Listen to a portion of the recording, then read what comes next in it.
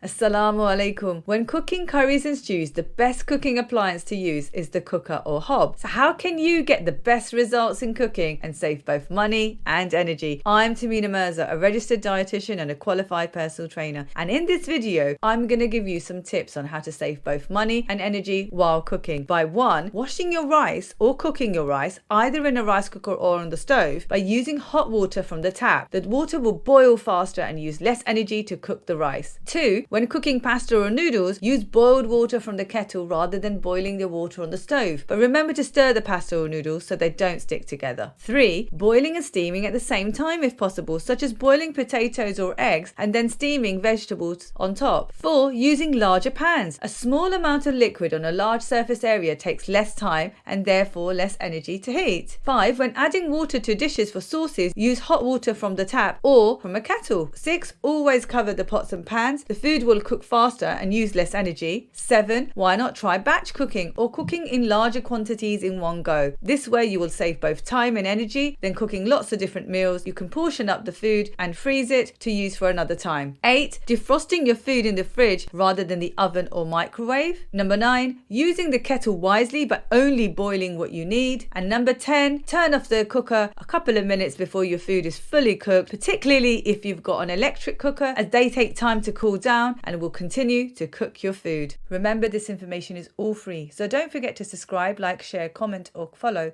Conscious Bites Dietitian.